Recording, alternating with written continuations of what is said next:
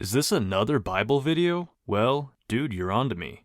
Deuteronomy. Well, fellas, we made it. The last book of the Torah. The last book of Moses. And hey, if you're reading along, this is also one of the last long books. All the books of the Torah are all pretty long relative to the other books of the Bible. So hopefully, this fact motivates us all to continue on this journey, knowing that the lengthier parts are over. Now, the Book of Deuteronomy is another laws book. Generally speaking, I see Genesis, Exodus, and Numbers as storybooks, while Leviticus and Deuteronomy are more laws-based books. Obviously, this is just a generalization, and these books are a mix of both. The 10 Commandments are literally in Exodus, after all. But in my mind, at least, it's a good general guide for when we want to return to the Bible and what we want to specifically seek out. Now, with this being a law book, I really want to focus on the morality here. The morality of the laws itself coming from our more contemporary mind. I'm going to be fighting a war on two fronts here. On the one side, I might be saying things that might go against an uncritical Judeo-Christian, someone who reads these laws unquestionably. To this person, I want to say that any questions or even critiques I might have are possibly inspired by the New Testament and the moral teachings of Christ. So if there is a seeming conflict between the New and Old Testament, I don't think it's anti-religious to explore that. In fact, it's done in the honor of Christ.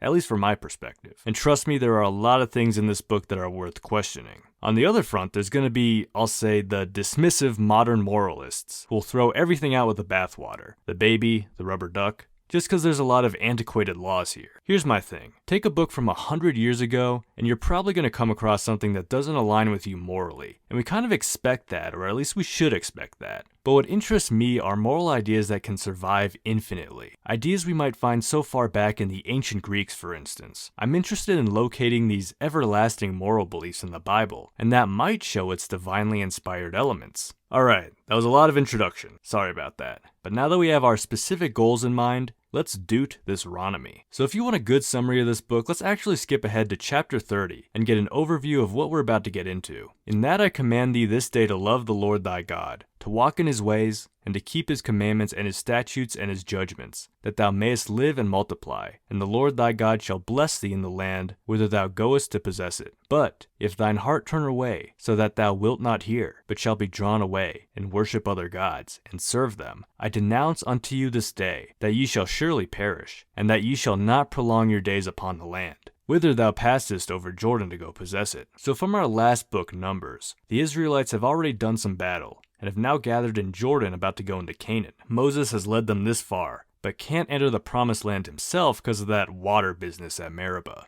Instead, Joshua is going to lead the Israelites into the promised land to thrive, but Moses has some remaining words before he dies. He gives a little recap of everything that's happened to get to this point, and like in Numbers, we're reminded of the first morally questionable point, the killing of innocent people of rivaling tribes. Now I think I got this comment in my last Bible video, saying something along the lines that God didn't command the Israelites to slaughter the women and children, but rather the Israelites were the ones who did it, and therefore the moral blame should be put on them, not God. But if this were true, we've seen God in the past have no problem dispensing judgment and justice when someone does something wrong. If this behavior is just the Israelites acting on their own, and if God considers it wrong, wouldn't God say something or do something? It seems as though God does not consider this wrong then. But this is all under the assumption that God doesn't tell them to do this, or at least condones it. But later we get these quotes which kinda indicates that God is approving and wanting of this. And we took all his cities at that time, and utterly destroyed the men, and the women, and the little ones, of every city. We left none to remain. Okay, so that establishes what the Israelites did in Heshbon. Now let's see what God says about future conquests. And the Lord said unto me, Fear him not, for I will deliver him, and all his people, and his land,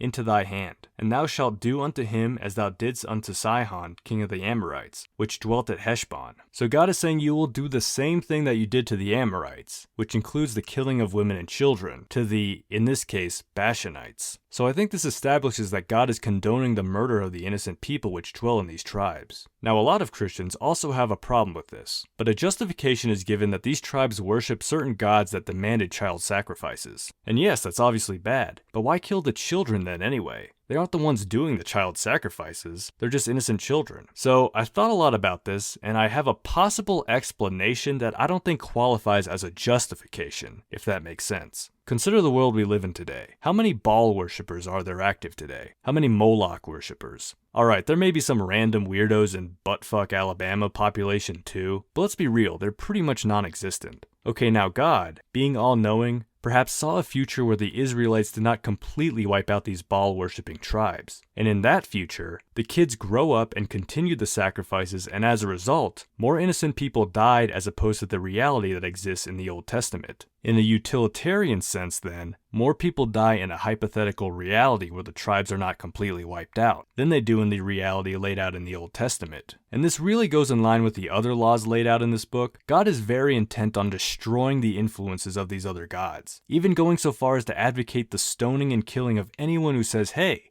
let's go worship those other gods. It could be a result of jealousy, we've seen that in the past, but it could also be a result of divine foresight, not wanting these child-sacrificing religions to prosper and grow. Again, I don't think this justifies things. I personally believe in the value of the individual human life, and think a person should be judged solely on their own merit, and not because they belong to some group that they had no say in being born into. So yeah, I'm still against this. I'm still against killing innocent people. I know, right? It's a radical stance. The explanation I gave is just the best attempt I have to square the actions of God and the Israelites with my moral sensibilities. I'd like to hear your attempts below if you want. What's interesting though is that later on in the Book of Deuteronomy, there is a teaching that does want to judge an individual solely based off that own individual's actions, not the actions of other people. The fathers shall not be put to death for the children, neither shall the children be put to death for the fathers. Every man shall be put to death for his own sin. Now I know that these laws are intended for the Israelites, but doesn't the reasoning or logic behind this fly in the face of how the children of other tribes were treated? But credit where credit's due. The essence of this law I find very agreeable, even though some actions condoned by God seem to contradict this. The judging of an individual by that individual's own moral merit, in my opinion, is one of those everlasting moral laws that can transcend their command to just the Israelites to us Gentiles too. Let's talk about another moral law we may find agreeable later on with the treatment of the poor. If there be among you a poor man of one of thy brethren, within any of thy gates, in thy land, which the Lord thy God giveth thee, thou shalt not harden thine heart, nor shut thine hand from thy poor brother, but thou shalt open thine hand wide unto him, and shalt surely lend him sufficient for his need, in that which he wanteth. Now this is agreeable to even our modern moral sensibilities, yes, but there is some seeming in-group preference. This is for a poor man of one of thy brethren, within any of thy gates. Me personally, I prefer if this generosity were given to anyone everywhere. And you know, this more open generosity seems more in line with Christ. Someone who dined with and supported sinners, not in their sinning ways, but to help them out of it, regardless of whether they walked with him or not initially. The counter to this is that they're going to be entering a land where seemingly every stranger they come across will want to kill them. At least that's what it sounds like. So maybe we can't extend the generosity outward yet until we're safe in Canaan. Now here's something questionable that I probably overthought.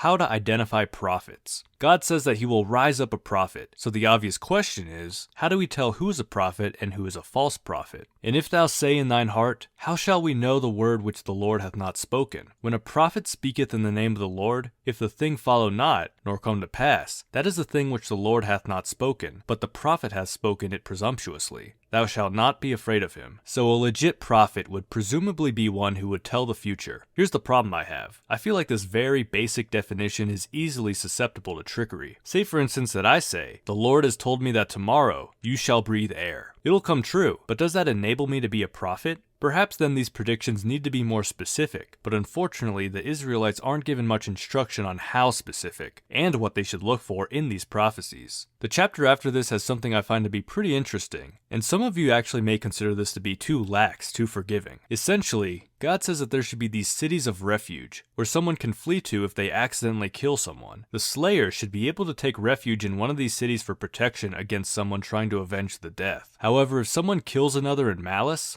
murder essentially, then the city elders should deliver him to the one seeking vengeance. Now in the US legal system, there's still some consequences for manslaughter, and at a bare minimum, there's at least a trial for inquiry to determine if it really was manslaughter or something worse like murder. Here, however, there's not even any trial. The slayer can just live out in one of these refuge cities. Now granted, the functioning and details of these cities aren't super well laid out, but it does lean towards being maybe too soft, doesn't it? There's more legal stuff that follows, such as how to treat false accusations. If the witness be a false witness, and hath testified falsely against his brother, then shall ye do unto him as he thought to have done unto his brother. So shalt thou put the evil away from among you. I would hope that this already assumes malicious intent on the part of the false accuser, because if there's one thing that my wrongful convictions class in law school taught me, is that mistakes happen in the court of law all the time, especially when it comes to eyewitness testimony. So hopefully, this quote is talking about someone who makes a false accusation with malicious intent, not someone who makes a simple human mistake.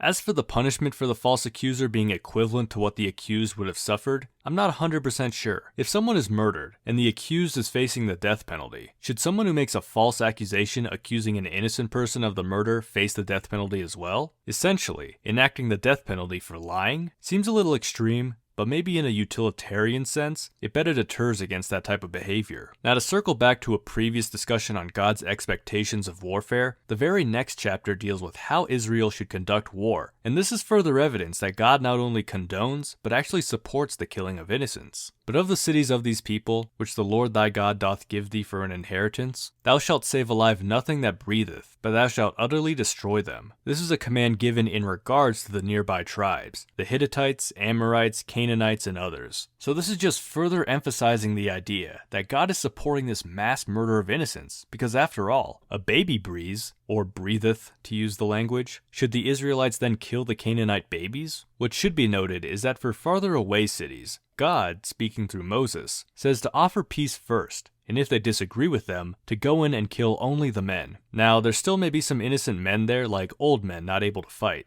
So again, against that, but relatively better than the mass murder of everyone at least. However, it is noted that if the city accepts peace, the people of that city will become subservient to the Israelites and serve them like slaves. And it shall be, if it make thee answer of peace, and open unto thee, then it shall be that all the people that is found therein shall be tributaries unto thee, and shall serve thee. Now, I'm a little smooth-brained at times, and I am reading a very old translation. So I did read other translations to confirm that this is about slavery, and this is what I found from the English Standard Version. And if it responds to you peaceably, and it opens to you, then all the people that are found in it shall do forced labor for you, and shall serve you. So it seems like slavery to me. Now imagine you were one of those citizens from a faraway city, and the Israelites come a-knocking. You're chillin', you have a family and everything, and want peace. All of a sudden, now you're a slave because the God of these people decreed it so. I can see you either 1, not believing in this God, or 2, hating this God. I don't see a reality where someone is like, wow, I'm a slave now because of this God? I love him and should worship him. Seems like the only 2 emotionally logical responses to this leads one to hell. Would they then go to hell because of these beliefs? I don't know if that's fair, and I'd hope that God would be just in their afterlife. Or if you think you could tackle this in the realm of apologetics, then give it a shot below. Speaking of justice, we've covered punishments that might be too soft, like the manslaughter example, but here we get one that seems way too strict. If there's a son,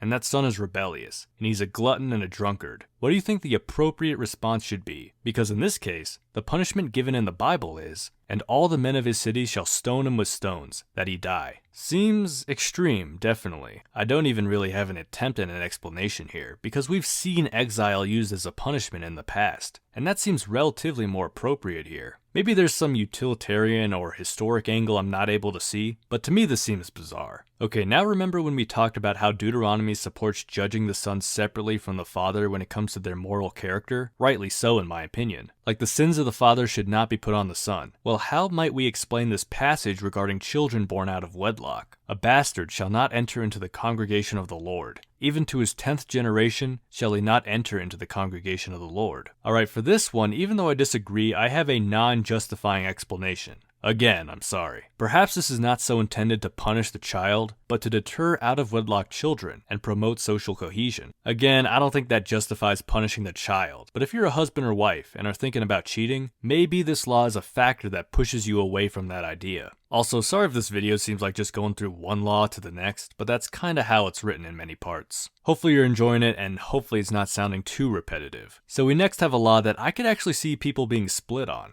When thou comest into thy neighbor's vineyard, then thou mayest eat grapes thy fill at thine own pleasure, but thou shalt not put any into thy vessel. The same thing is also said about corn in the next passage. So it seems to be saying, only take as much as to address your current hunger, but don't take more than you need, either to stock up or sell because it's not yours. To me though, isn't this a blatant violation of thou shalt not steal? Like I get it's for one's hunger, but it still doesn't belong to you, and yet you're taking it. If that's the case, shouldn't the commandment be rephrased to, thou shalt not steal unless it's for a need? But that would probably condone a lot of stealing. But that's the laws that I felt were worth covering until we eventually get back to our summary that we started out with in the video, where Moses gives the final warning to obey these commandments or else shit will hit the fan. Moses is getting ready to die, but God comes to him with one giant last revelation. And the Lord said unto Moses, Behold, thou shalt sleep with thy fathers, and this people will rise up and go whoring after the gods of the strangers of the land, whither they go be among them, and will forsake me,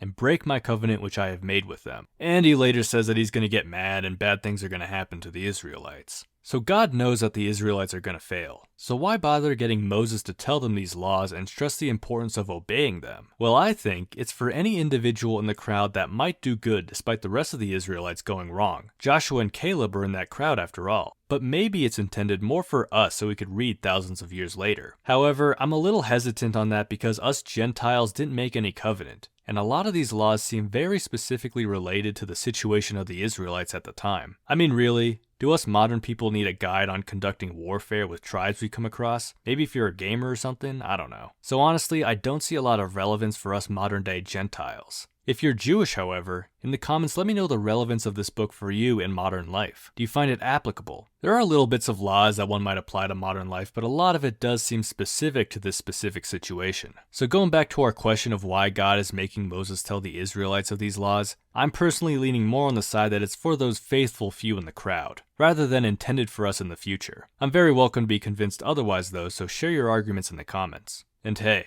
with Moses now passing away at the age of 120, we end the Book of Deuteronomy and the Torah. These videos take quite a lot of time to make, so I'd appreciate it greatly if you gave it a like and subscribed if you haven't already. Next up, we'll be jumping into Joshua, which in my book is 15 pages compared to the 22 in Deuteronomy. So hopefully I can get it out quicker. Again, comment below your thoughts, arguments, critiques, and I wish you all a beautiful rest of your day.